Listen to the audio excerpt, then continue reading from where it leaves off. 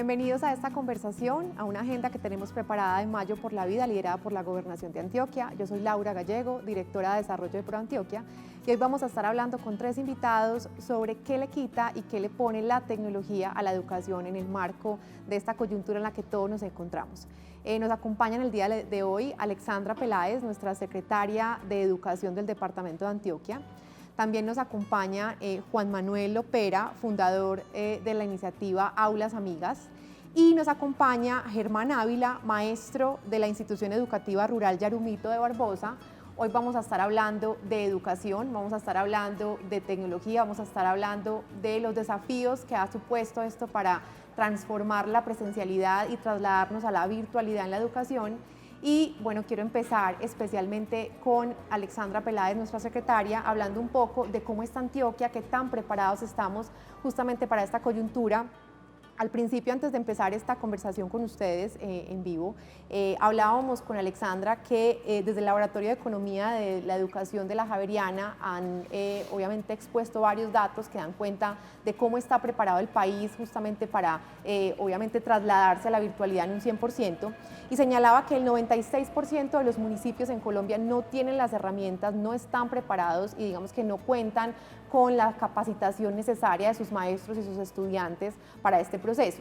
También Mintic ha dicho que alrededor de 22 millones de colombianos no cuentan con banda ancha y que obviamente esto ha implicado pues enormes retos para trasladarse a estas condiciones en los procesos educativos, especialmente por las brechas que esta coyuntura evidencia en términos de la educación rural y la educación urbana, pero también las diferencias socioeconómicas que acentúa en la población estudiantil. Quisiera, Alexandra, que nos contaras un poco cómo estamos en Antioquia, esto qué ha implicado, cómo desde la Gobernación de Antioquia se ha hecho una caracterización especial de esta población y qué retos desde la Gobernación se han identificado para tratar de hacer lo más llevadero posible este proceso de aprendizaje y al mismo tiempo de acción. Bueno, un saludo muy especial, Laura, a ti y a nuestros invitados en el día de hoy. La verdad es que el departamento no estaba preparado para una situación de este nivel. Me voy a referir fundamentalmente a los 117 municipios no certificados que finalmente son el marco de actuación que tiene la Secretaría de Educación del departamento. Nosotros en todas las encuestas que hemos hecho y en la información que hemos logrado recabar pues, con nuestros docentes, que hemos visto que el 86% de nuestros docentes tiene o un computador o un celular inteligente, y ese ha sido principalmente el medio de comunicación en esta crisis. Ha salido el WhatsApp como la herramienta fundamental para establecer la comunicación del docente con el núcleo familiar, que para nosotros ha sido pues importantísimo poder mirar cuál iba a ser ese vínculo y cómo vamos a lograr mantenerlo en el tiempo. Hemos visto también que nuestras familias en la ruralidad no tienen conexión a internet. Finalmente, pagar una cuenta de servicios públicos adicional no está dentro de sus posibilidades, pero nuestros niños definitivamente no tienen computador. Y si entráramos en un proceso de entregar en préstamo las tablets o los computadores que todavía están actualizados en Antioquia para que cada niño se los lleve a la casa, pues tenemos una limitante inmensa. Tenemos más o menos 94.000 equipos para una matrícula de 514.000 niños y niñas que habíamos logrado alcanzar pues, en el primer trimestre del año. Por eso precisamente la virtualidad o la educación virtual o la educación digital no ha sido la principal herramienta en Antioquia. Tenemos una limitante impresionante y por eso nos hemos apoyado en otras iniciativas en esta pandemia, en la teleeducación, en la radioeducación y en las guías impresas que hemos hecho llegar para que cada niño de preescolar a 11 tenga al menos, y como lo hemos denominado, la estrategia de mantener la escuela abierta. Nuestra filosofía, por eso, en este tiempo no ha sido llevar la escuela a la casa. No es viable para nuestros niños y niñas en las condiciones en las que están hoy, que definitivamente si tenían 8 materias en el aula de clase, pues 8 materias van a recibir durante el día, que puede ser la situación que se presente en algunos colegios privados del área metropolitana. Esa no es nuestra realidad. Lo segundo es que pues, las condiciones de alfabetismo de las familias no son las mismas que las familias del área metropolitana, entonces es muy difícil pedirle a una familia que tiene 4 hijos, donde los padres no terminaron la primaria, pues que acompañen con paciencia, con amor, con método y obviamente con conocimiento, pues el proceso educativo de sus hijos. Es muy difícil que yo enseñe a multiplicar o a dividir o a escribir o a leer o que logre hacer una comprensión de un texto si es que finalmente pues yo no tengo las herramientas para hacerlo. Y esta situación pues efectivamente ha evidenciado los niveles de inequidad entre lo urbano y lo rural, pero también ha evidenciado cuál es el papel y el rol formador de las familias. Hoy las familias están preocupadas por unos asuntos básicos, el cuidado, la alimentación y las condiciones económicas que para muchas familias son inciertas porque vivían de pequeños negocios en municipios que hoy están cerrados. Y pues cuando uno tiene la preocupación por las necesidades básicas insatisfechas tan latente, es muy difícil transitar hacia la preocupación por el proceso formativo de los niños y las niñas que no sabemos a ciencia cierta cómo se está dando. ¿Qué sí hay que rescatar en este contexto?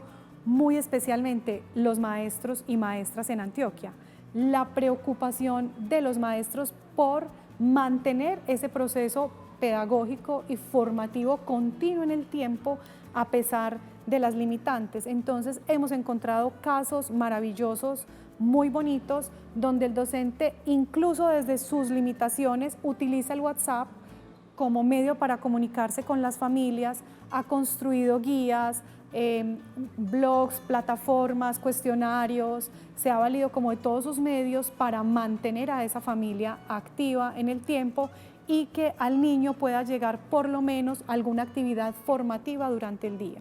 Ese pues es realmente un reconocimiento inmenso. La preocupación de los maestros ha sido mantener a los niños en la escuela en este tiempo a pesar de, bueno, de las condiciones tan difíciles que hoy tenemos y que además no se van a subsanar en el corto plazo. Yo quiero también ser como realista en ese tema. Hay muchas preguntas en redes sociales, nos dicen, bueno, entonces van ustedes a regalar computadores para los 514,000 niños. La verdad eso no es posible presupuestalmente, pero además no están las competencias de la Secretaría de Educación donar computadores a los niños. Digamos que nuestras competencias legales se circunscriben al marco de la escuela.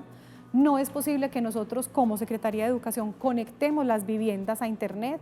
Nuestra competencia se limita a la conectividad de las instituciones educativas y además lo hacemos con recursos del Sistema General de Participaciones y por eso hemos como Secretaría revivido metodologías que bueno, yo creo que hoy cobran muchísimo más vigor en este momento.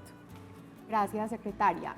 Yo quisiera, pues, a propósito de las herramientas con las que contamos justamente para llevar a cabo esta educación digital o para de alguna manera llevar estos procesos de aprendizaje y enseñanza a la virtualidad, que Juan Manuel nos contara un poco de cómo ha supuesto esta coyuntura una oportunidad para que la tecnología se convierta realmente o realmente se afiance como una herramienta fundamental para los procesos de enseñanza, para los procesos pedagógicos, esto que ha implicado, digamos, en términos de innovación educativa y cómo aprovecharla mejor, porque no es solo tener internet y un computador, sino que implica muchas otras cosas, implica un maestro, un docente que realmente esté conectado con la herramienta, que la sepa usar, pero además una familia que se enfrenta a un proceso educativo de sus hijos o de sus hijas alrededor de estas herramientas. Y por supuesto implica un cambio en los hábitos, un cambio cultural, por así decirlo.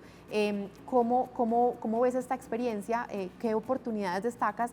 ¿Y de qué se trata un poco Aulas Amigas, como justamente una iniciativa que busca en parte dar cuenta de este desafío y tratar de enfrentarlo? Laura, yo quiero partir de algo que puede ser un poco extraño que lo diga una persona que está dedicada a hacer tecnología para educación, porque podría entenderse que somos promotores de la virtualización de la educación, pero yo parto de mi premisa, que casi que es la premisa de todo lo que hago, y es que la educación básica no debería virtualizarse. O sea, ese no debería ser un propósito, el llevarnos los niños a la casa y educar virtualmente, que puede ser un propósito en la educación superior, jamás debería ser un propósito en la educación básica. Nunca un niño debería dejar de ir a la escuela. En la escuela se aprende mucho más que solamente sumar y restar. En la escuela pasan muchas cosas mágicas alrededor de un proyecto maravilloso que un maestro diseñó. Entonces, quiero partir de eso porque si bien los indicadores de uso de nuestra herramienta se ha disparado en tiempos de coronavirus porque sirve para hacer clases virtuales, pero no es nuestro propósito ni jamás lo promoveríamos como lo principal. Esto es una fuerza mayor y así quisiera yo que lo entendiéramos. Algunas personas decían como, bueno, ¿y qué se irá a pasar después de la pandemia? ¿Será que todos los niños pues ya no van a ir a la escuela y se van a quedar en sus casas? Y yo digo, pues ojalá que no. Y ojalá no sea tan exitoso en términos de indicadores de si aprendieron o no matemáticas, que a alguien se le ocurra que entonces ya no necesitamos que los niños vayan a la escuela para aprender. Entonces, eso quisiera que fuera como la premisa inicial y esto es una contingencia, los maestros están ante un reto gigante que se lo escucharon desde hace 15 años mencionar que la innovación en la educación, que el uso de tecnología, que afortunadamente hoy tenemos docentes con muchas más habilidades que las que teníamos hace 15 años en uso de tecnología, pero que eso no significa que no siga siendo un reto gigante el encontrar cómo dar algo de valor y algo de conocimiento en medio de esta contingencia. De nuevo vuelvo, insisto, porque por principio no va a funcionar, o sea, por principio no debería funcionar, porque el propósito de la educación no puede suplirse simplemente con una formación a través de una videoconferencia, si es que existen los recursos, como decía la secretaria hace un rato, para que exista una comunicación en tiempo real entre un maestro y los estudiantes.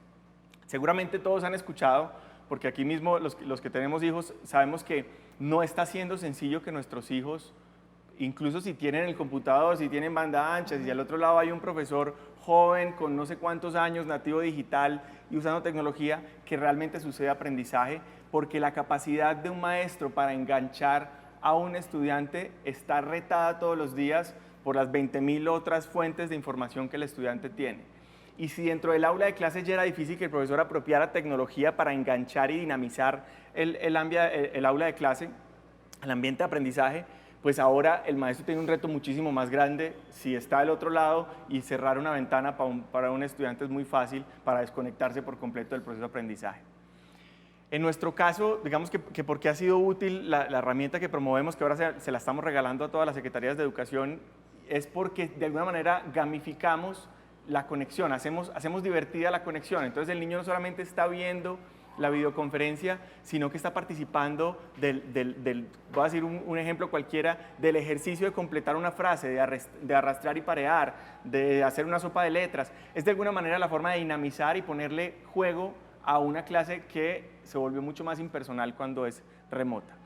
La tecnología, y ahí como para redondearte un poco el punto, la tecnología en la educación tiene un único propósito y ha de ser ese el único propósito siempre, y es darle como superpoderes al maestro. Nunca sustituir al maestro en su rol de inspirar, que es un poco como lo llamamos. Hay una iniciativa nuestra de Aulas Amigas que se llama Maestros que Inspiran, que pronto la han visto por ahí en medios de comunicación, que propone, paradójicamente, propone más actividades presenciales, más actividades de proyectos con orientación a la comunidad, más salir a la calle, más tocarse, y pues esa es la educación en la que creemos. Esa es la educación en la que los maestros que inspiran deben creer. Y esa es la educación que en este momento pues, se hace mucho más difícil tener. Entonces, la tecnología tiene que tener un único foco y es darle superpoderes a los profesores, ayudarles a cortar las limitaciones que los maestros puedan tener. Ahí es donde la tecnología juega un papel importante. Entonces, en esta cuarentena, de nuevo lo que hay que buscar es herramientas tecnológicas que le permitan al profesor estar más cerca del estudiante, no solamente con una videoconferencia, sino cómo establecer vínculos casi que como de empatía a pesar de la distancia. Gracias, Juan Manuel. Establecer vínculos es pues, uno de los retos que supone esta coyuntura. Establecer vínculos a través de la virtualidad es parte del desafío que tenemos. Y, digamos, me voy a quedar con esta frase, la quiero repetir: la educación básica no se debería virtualizar, por lo que esto implica para el proceso formativo de los y las niñas. Y yo por eso quiero darle la palabra a Germán para que nos cuente un poco cuál ha sido la experiencia en la ruralidad, cuál ha sido, digamos, o cuáles son los desafíos más inminentes que se han identificado desde los colegios o las escuelas rurales, teniendo en cuenta lo que decía ahorita nuestra secretaria cuando señalaba no estamos preparados en términos de tener las herramientas necesarias para afrontar la educación virtual o la educación digital, especialmente desde la ruralidad. Esta coyuntura pone en evidencia y agudiza esas diferencias entre lo urbano y lo rural, y realmente el mayor reto, el mayor desafío lo van a tener los docentes y obviamente las familias, justamente para acompañar a los y las estudiantes en este proceso. ¿Cómo ha sido esto desde la ruralidad y usted como maestro, qué desafíos identifica o qué retos identifica? Laura, muchas gracias. Doctora Alexandra, buenos días Juan Manuel. Bueno, es una experiencia que inclusive yo llevo apenas 3 años en la ruralidad, porque llevaba ya 14 años como profe de urbano, porque yo dije, no, yo quiero tener esa experiencia. Y siempre de pronto en la parte urbana tenía muchas cosas de pronto a favor, y era que teníamos conectividad y de pronto teníamos estos aparatos electrónicos, computadores, tablets, mientras que el reto que estoy en este momento afrontando ha sido muy duro, porque a pesar de todas, aquí no es de buscar culpables ni nada de esas cosas, pero a pesar de todos estos inconvenientes que hemos tenido el apoyo de la Secretaría de Educación de Antioquia. Quisieran ellos también de pronto hacer mucho más, pero hay momentos que no se puede, porque es que no podemos hablar de entregarle equipos a todos sería lo ideal, pero el presupuesto de pronto no alcanza. Pero los momentos que hemos estado viviendo en este momento en la parte rural son duros, unos momentos difíciles, porque hay maestros, padres de familia que tienen 4 hijos, 3 hijos, y muchas veces tienen solamente un celular y ni siquiera es inteligente. Entonces estamos hablando de que hay momentos que en mi institución educativa rural de Yarumito, gracias a Dios que la gran mayoría de mis compañeros han tenido un compromiso tremendo, lo mismo por parte de mi rector, porque hemos tratado de buscar estrategias de poder llevarle inclusive al niño que no tiene ese recurso virtual, porque nos ha tocado inclusive dar una clase haciendo la llamada, explicando, y solamente se va a explicar a un solo niño o 2 niños que de pronto pongan el altavoz, ¿sí? Entonces, en todo el día estamos en función de estar digitando, de estar mandando el WhatsApp, y hay compañeras que no le habían prestado atención a la parte tecnológica, pues, ¿cierto? Entonces hay que ver esa parte, que hay maestros que de pronto no quisieron, o compañeros que no quisieron en el momento capacitarse, y vieron como la tecnología como algo ahí que, ¿eso para qué? ¿Sí? Pero hoy en día de pronto se han dado cuenta que realmente es importante, porque el momento de la enseñanza y el aprendizaje que deben de tener nuestros muchachos debe ser por encima de cualquier cosa, porque ellos están primero que cualquiera de nosotros. Y quiero, pues, de pronto en este momento decir que no se vaya a pensar que nosotros los maestros estamos de vacaciones, porque pueden pensar muchos padres de familia o la comunidad educativa, pueden pensar eso, pero meternos allí es totalmente tremendo, porque también entendemos a los padres de familia, porque tenemos padres de familia que de pronto no saben leer, no saben escribir, y el acompañamiento de los niños es muy mínimo, ¿sí? Y ellos no pueden estar de todas formas atravesando los lugares allá de las veredas por la parte del contagio, ¿cierto? Germán, te voy a pedir 1 minuto, vamos a ir a una pausa comercial y bueno, regresamos y continuamos con esta discusión sobre la ruralidad y la educación.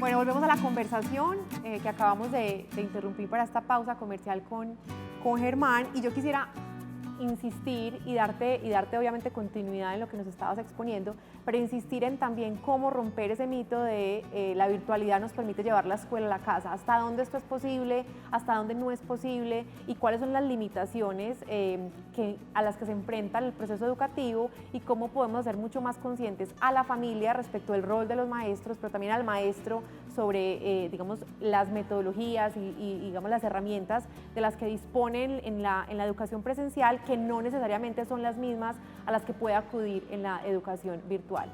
Claro que sí, Laura. De pronto en esa parte que cortamos, inclusive en muchos audios, en muchos WhatsApp que nos enviaba nuestra jefe Alexandra, siempre ha dicho es la flexibilización de la educación y más en la parte virtual.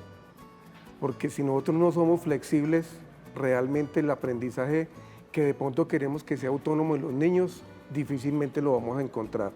Y cuando yo hablo de flexibilización, no significa que yo voy a llevar una clase magistral en la parte virtual, ¿sí?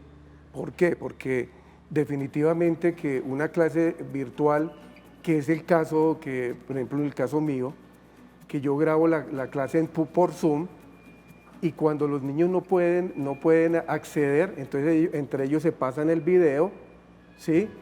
Y asimismo, los que no tienen conectividad en sus casas, ellos mismos mandan el celular del niño, ellos son muy solidarios, entonces pueden ver la clase y la clase no dura más de 25 minutos, pero es una clase no tan magistral, sino más que todo de pensamiento crítico o de ese tipo, en el caso mío de matemáticas estoy hablando, ¿cierto? Pero realmente sí me preocupa que de pronto, en el caso de nuestra escuela, nosotros todas las semanas, los niños establecimos que cada semana eran 3 materias, ¿sí? Para no saturarlos, porque es que en este momento esta cuestión que está pasando es más de vida, es más de la vida de cada uno de nuestros estudiantes y de la vida de toda nuestra comunidad educativa. Entonces a veces estamos pensando que tenemos la clase allí, pero entonces sí hay compañeros que de pronto sabemos que están excediéndose, entregando mucho material a los niños. Entonces los niños están saturados, los papás inclusive en este momento dicen, pues que si mi niño no está, tiene tantas actividades, pues que pierda el año. Es que Laura, sí, perdóname Germán, hay muchas cosas como por decir. Mucha gente dice, bueno, si después de la pandemia somos los mismos, entonces no habremos ganado nada. Y efectivamente, el llamado siempre ha sido a la flexibilización y a que las recomendaciones de la escuela finalmente son las mismas en la casa. Es decir, un niño tiene un tiempo de atención límite, entonces nosotros no podemos, para aquellos que afortunadamente pueden acceder a esa educación virtual, tener clases de 50 o 60 minutos conectados. Finalmente también mucho tiempo y hay mucha literatura que ha dicho, miren, los niños menores de 2 años no deberían estar expuestos a pantallas y las pantallas son por un tiempo limitado, entonces también hay que fijar unos horarios, hay que seguir unas rutinas, hay que mantener los hábitos. Lo digo es porque la situación se va a alargar en el tiempo. Muy probablemente cuando nosotros desde la gobernación salimos a la cuarentena por la vida, la gente se imaginaba que esto iban a ser 15 días, 20 días a lo sumo, y finalmente vamos viendo que esto es un tema de largo plazo y que va a ir para largo, y finalmente la virtualización de la educación tiene, voy a decirlo así, una muerte natural. O sea, nosotros no vamos a ser capaces como sistema educativo de llegar a diciembre con una educación virtual que tiene 8 talleres diarios y 2 talleres para realizar en la casa. Entonces, finalmente también es cómo como escuela nos pensamos nuevamente, rescatamos los asuntos básicos, matemáticas, lenguaje, ciencias, los contenidos que sí o sí debe lograr adquirir un niño, y entendemos también que ese proceso formativo es también de asuntos para la vida, que yo como familia finalmente hago mucho si levanto al niño temprano, lo baño, le doy el desayunito y hace el taller. Se los digo ¿por qué? Porque un niño en este proceso también va a adquirir, pues también se aburre finalmente. se aburre, no ve los compañeros, no ve el profe, la clase es muy larga, no queremos niños deprimidos en este tiempo, hemos tratado de cuidar mucho la salud mental. Exacto. Entonces, ¿cómo hacemos que el niño vea que la vida continúa, que el juego hace parte, y a los maestros pedirles obviamente las rimas, las poesías, los cuentos, la música, que enriquezcan ese espacio y que el niño siga viviendo, digamos, una cotidianidad por lo menos lo más amable posible, en tanto esto será pues de un tiempo largo, creo yo. Sí, a propósito de eso que mencionas, Alexandra, creo que es muy importante tener muy claro que las aulas, que la escuela, que estos espacios de aprendizaje presencial, digamos que no solamente son espacios para adquirir conocimientos y no se reduce solo a la clase magistral dirigida por un docente ante sus alumnos, sino que aquí también juegan otros factores muy importantes en el proceso que supone el aprendizaje y la educación de los y las niñas, y obviamente en la educación secundaria, incluso yo diría en la educación terciaria.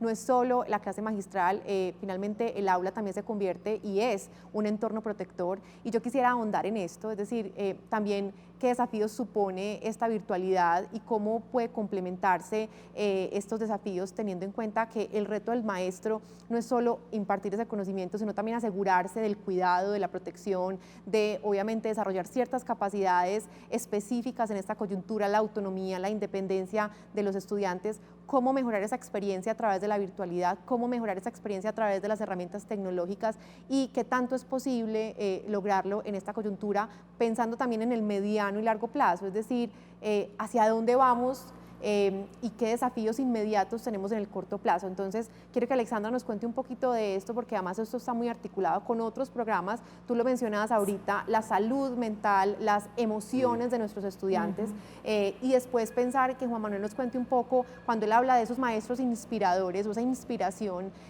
supone pensar las experiencias educativas de una manera mucho más amplia e integral. ¿Cómo es posible y si las herramientas tecnológicas así lo posibilitan? Entonces, Alexandra.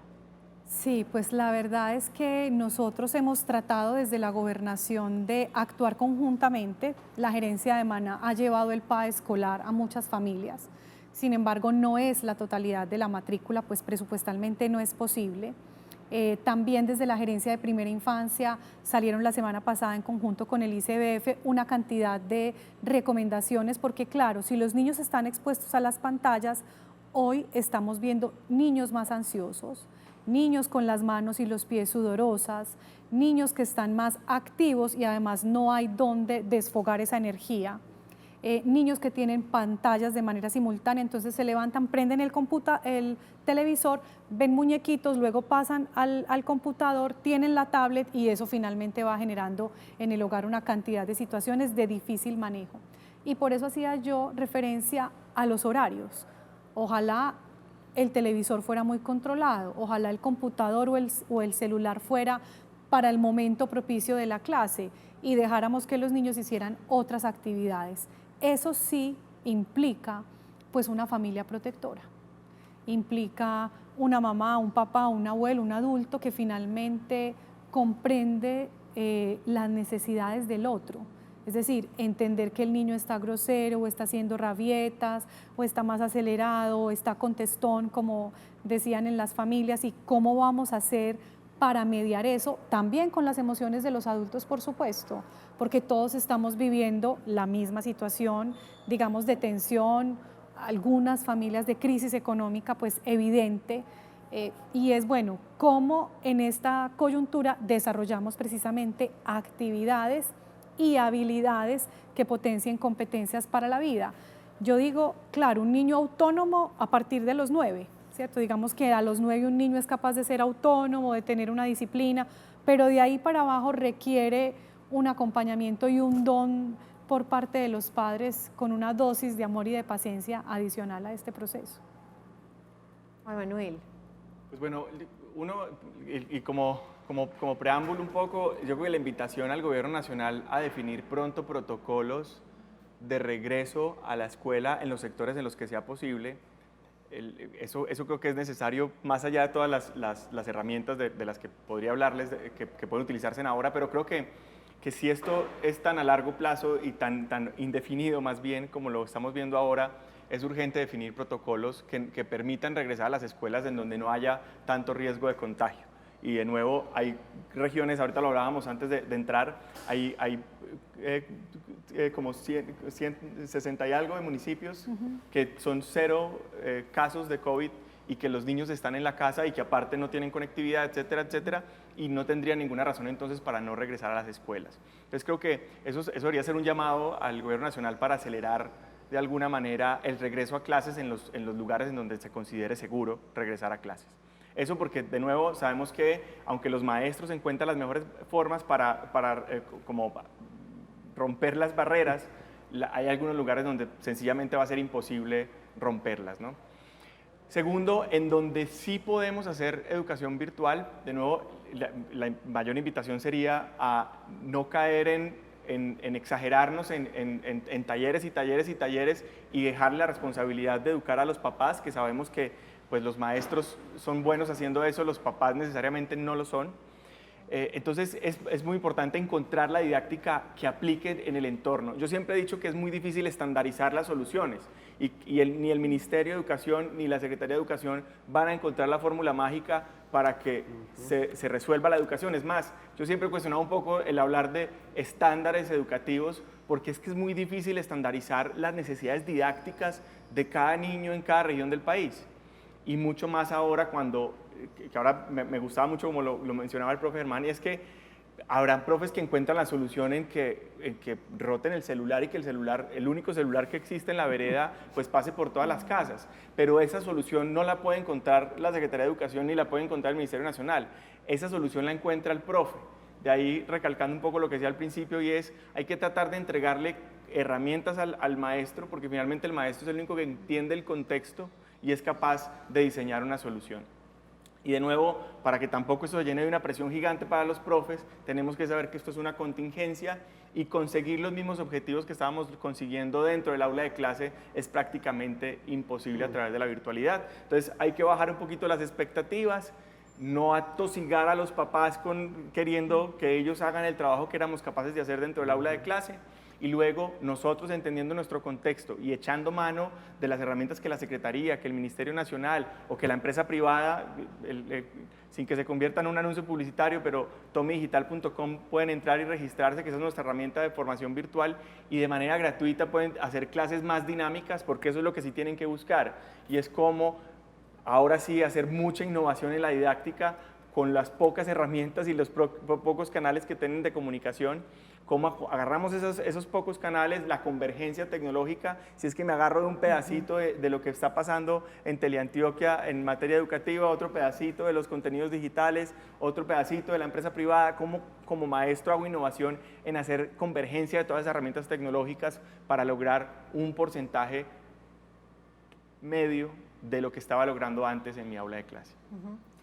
Bueno, Germán, ahorita decíamos que es clave entender el aula, entender la escuela, no solamente como ese lugar donde los estudiantes van a aprender o adquirir ciertos conocimientos, sino también como un entorno protector. Y uno de los desafíos que encuentran buena parte de los maestros en este proceso es cómo vincular a las familias en los procesos de aprendizaje y cómo construir una conexión y digamos, como verlos a ellos corresponsables de los procesos de aprendizaje. ¿Esto cómo se ha vivido en la ruralidad? ¿Esto cómo se ha vivido desde la experiencia que usted como maestro tiene? ¿Y cómo han logrado superar estas barreras, teniendo en cuenta lo que usted mencionaba hace unos minutos? No tenemos las suficientes herramientas, pero hemos sido lo más propositivos, proactivos y recursivos en cómo llevar la experiencia de aprendizaje a las familias y especialmente a nuestros estudiantes desde la virtualidad o desde, digamos, desde otras herramientas que logran identificar para poder asegurar que este proceso siga surtiendo su efecto. Claro, Laura, yo inclusive antes de comenzar el programa, le decía pues a Juan Manuel y a la doctora Alexandra de las dificultades tan tremendas que pues eso ya se conoce, y entre esas es que hay niños que pues no tienen su celular y el papá es el que le toca entregar el celular, pero muchas veces ese celular inclusive el papá lo utiliza para el trabajo, entonces debe salir de la vereda y hacer sus actividades y queda el niño frenado. ¿Qué hemos hecho con mis compañeros y nuestro rector? y es llevar también material físico, que es inclusive el que nos ha traído, nos entregaron de la Secretaría de Educación de Antioquia. Se ha repartido ese material para los niños que tienen ese tipo de dificultades. Pero básicamente muchos de ellos, el WhatsApp, que es el que más se utiliza, y hay maestros que están, pues, no saben qué hacer porque ya les duelen las manos, porque como habitualmente eso no se realizaba, entonces se les ha dificultado tremendamente. Y a los padres de familia, que también vuelvo a repetir, algunos tienen una formación académica, otros no la tienen, entonces el acompañamiento para el niño es cero. Entonces ahí vuelvo a repetir, la flexibilización en este caso es definitiva.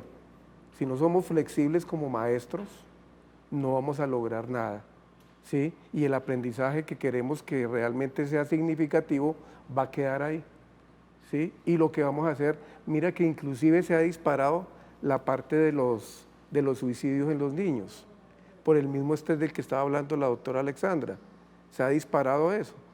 Entonces, ¿qué queremos nosotros como maestros? ¿Qué realmente es lo que queremos? ¿Sí? Y queremos es que los niños realmente, no sé, que vean que la escuela de todas formas no es una guardería, pero que realmente vean que en la escuela aprenden, pero que en la casa también pueden aprender en este momento tan difícil, lo pueden hacer. ¿Y cómo podemos llegar?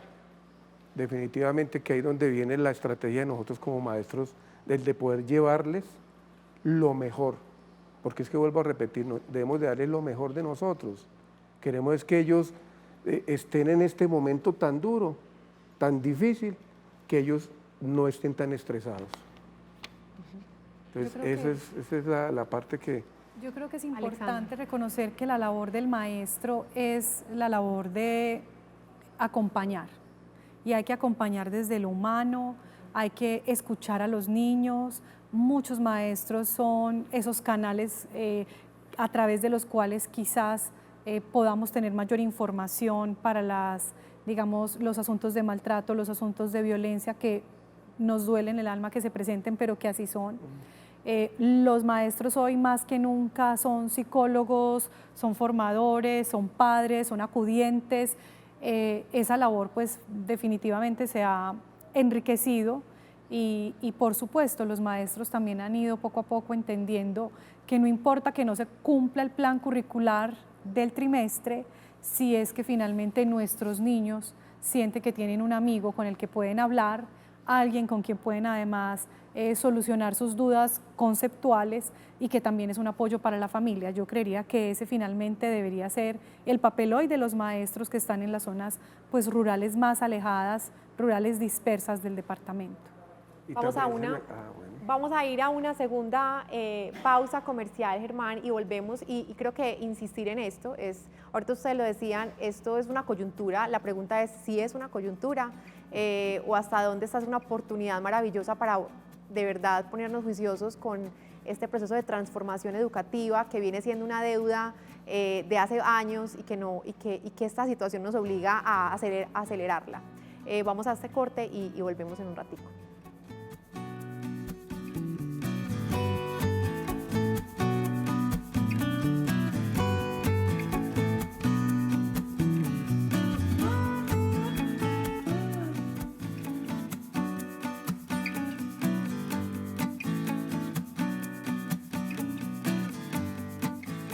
Bueno, volvemos de esta pausa comercial y yo quisiera darle la palabra a Germán un poco para que nos cuente desde su experiencia y la experiencia de sus colegas cómo han innovado o cómo se han vuelto cada vez más recursivos en el marco de esta coyuntura en la que nos encontramos. ¿Qué experiencias quieres destacar?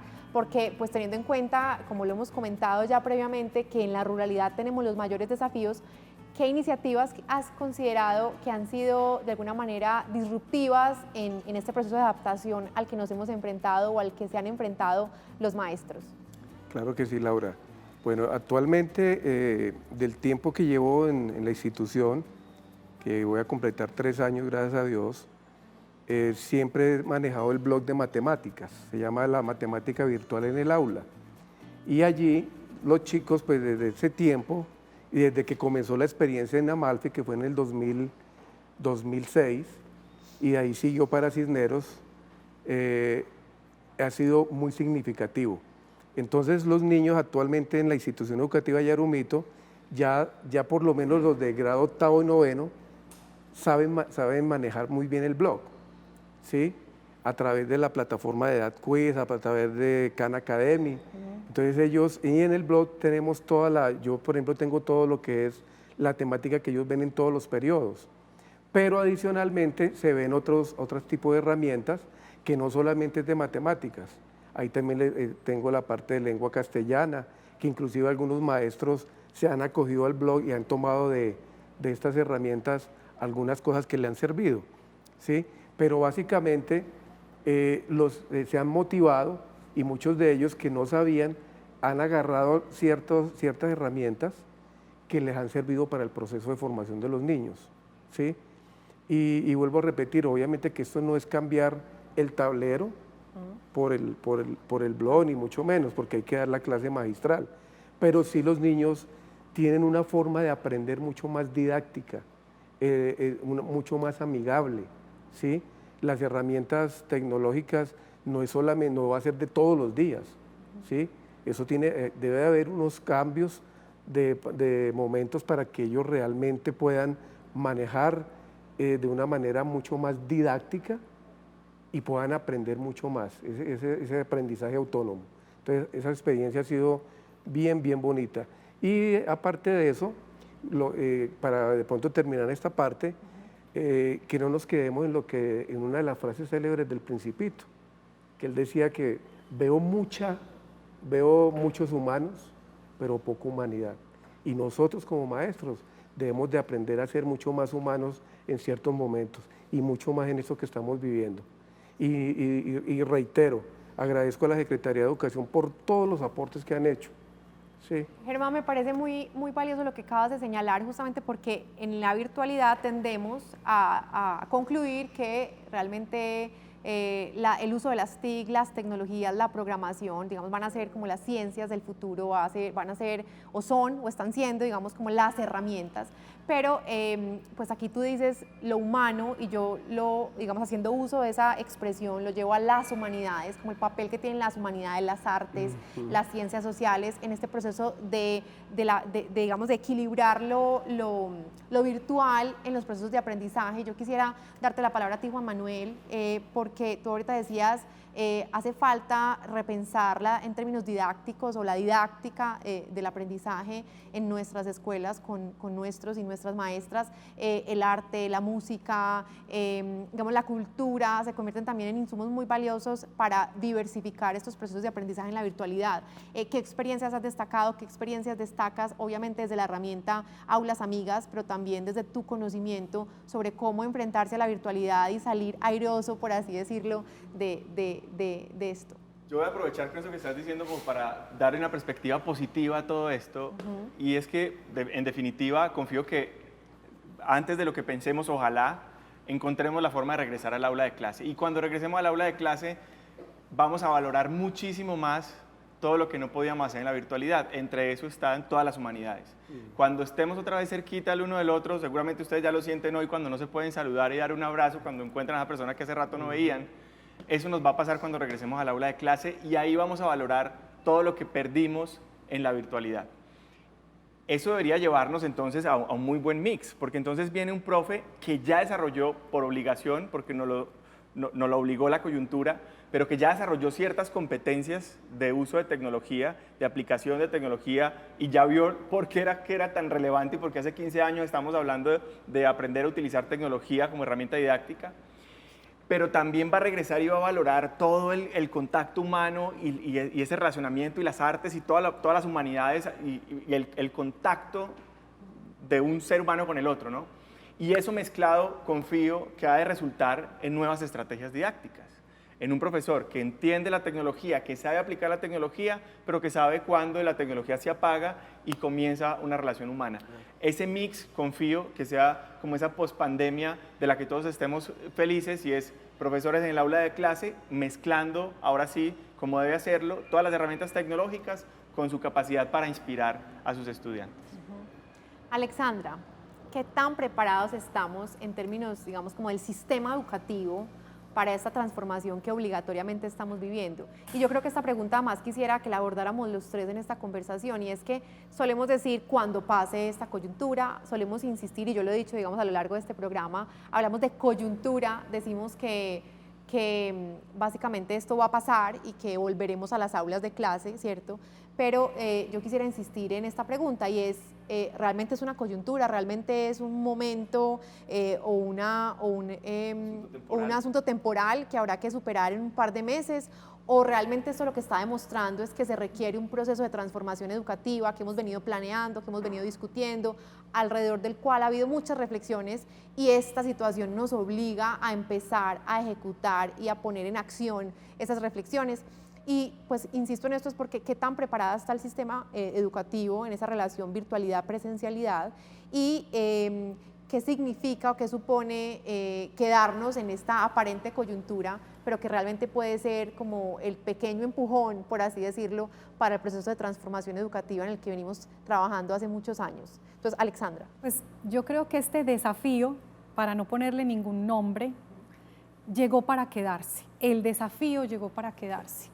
¿Por qué? Primero porque creo que los seres humanos en este tiempo hemos visto precisamente que las humanidades eran fundamentales, de pronto las habíamos dejado un poco al lado, pero qué tal que no fuera por esos conciertos de música o por esas lecturas de poesía o por la capacidad de bailar, y yo creo que una familia que finalmente tiene un artista en la familia ha enfrentado, ahí sí, esta coyuntura de una mejor manera. Entonces, qué rico que nuestros niños salieran fortalecidos, y que el sistema así lo entendiera, que educación física es vital, que artes es vital, que música, que la escritura, que el dibujo, o sea, todo eso que como humanidad nos enriquece, vuelva a tomar como el lugar preponderante que tuvo en algún momento, primero. Segundo, yo creo que el sistema es un sistema muy rígido, es un sistema muy normado, y es un sistema que está preparado para la presencialidad. Finalmente, toda la normativa que nos acompaña no permite la virtualidad. De hecho, en Educación para el Trabajo y el Desarrollo Humano no es posible un permiso, digámoslo así, del Ministerio de Educación para la virtualidad.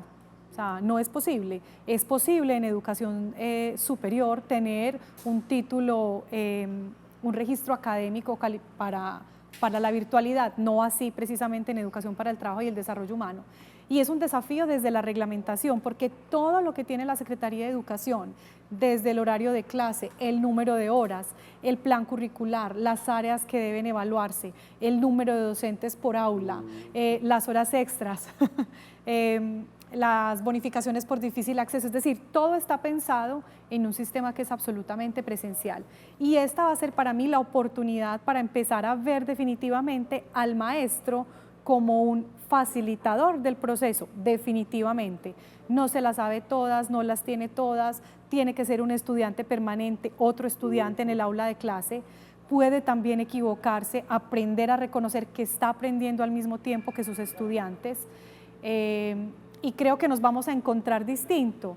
La gente cuando habla de cuando volvamos, se imagina que ese volver va a ser, llegó las 7 de la mañana, el bus por el niño, lo voy a dejar ir al colegio en un salón de 50. Yo creo que eso no va a volver a pasar. Yo creo que lo que va a pasar es que la flexibilidad académica va a tener que ser increíble. Vamos a tener que empezar a ir por turnos, esa es, creo yo, que una posibilidad. Primarias en las mañanas, secundarias en las tardes, aprovechar la capacidad del colegio para que todo sea en aulas y haya menos niños por aula. El niño va a ir única y exclusivamente a una mentoría para resolver sus 2 o 3 dudas, recibir un taller, irse para la casa, un modelo mucho más autónomo y definitivamente un modelo para el que no estamos preparados. Creería yo que ese es el modelo en el que eventualmente podríamos volver. No creo que volvamos a la escuela como la conocimos en enero, por decirlo de algún modo. Y por supuesto, el alistamiento de la Secretaría es permanente. Tenemos obviamente que hacer muchas consultas jurídicas, porque si bien hablamos de solidaridad permanente, pues la norma no es solidaria. Entonces, con el Ministerio de Educación, con el Ministerio de Salud, con el Ministerio de Trabajo, con la misma Secretaría General de la Gobernación de Antioquia, muchísimos estudios para mirar cómo vamos flexibilizando y cómo definitivamente yo creo que volvemos a lo esencial de la formación humana. Gracias, Alexandra. Pues nos queda muy poquito tiempo y yo quisiera darte la palabra a ti, Juan Manuel, para cerrar con esta pregunta. ¿Es realmente una coyuntura o realmente lo que estamos mostrando es que tenemos que prepararnos no solamente para el corto plazo, sino para el mediano y largo plazo? Y contigo terminamos esta conversación. Yo creo que la educación está en coyuntura hace más de 15 años, ¿no? Y esa alarma que tiene el sistema educativo tiene que flexibilizarse, que creo que fue la palabra que más sonó acá. Esta es una buena excusa para acelerar ese proceso de transformación de la educación presencial, porque de nuevo, como lo decía la secretaria hace un segundo, no va a seguir siendo como fue antes. ¿Qué sueño y qué sí espero de todo corazón? Y es que se normalice lo más que podamos, porque una sociedad en la que los niños no van a la escuela, no alcanzo a imaginármela. Siento que es una sociedad en la que no quisiera vivir. Estrategias diferenciadas, eso es también lo que ustedes han mencionado, es decir, no es lo mismo la básica que la secundaria, que la terciaria. Y yo quisiera cerrar esta conversación con esta frase: no podemos llevar la escuela a la casa. Realmente esto es más una oportunidad para transformar el proceso educativo y para aprovechar esta coyuntura, entre comillas, para dar ese salto, obviamente, a esas promesas que tenemos y que hemos discutido en muchos momentos sobre lo que implica la innovación educativa. Definitivamente la tecnología es una herramienta crucial para esto que estamos viviendo y va a ser determinante en el futuro de la educación. Muchas gracias a Juan Manuel, obviamente a Alexandra, nuestra secretaria, y a Germán por acompañarnos en esta conversación.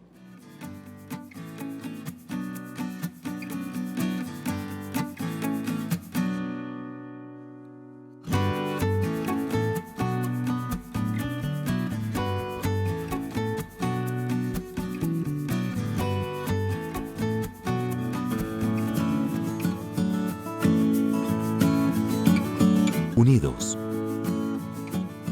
Gobernación de Antioquia.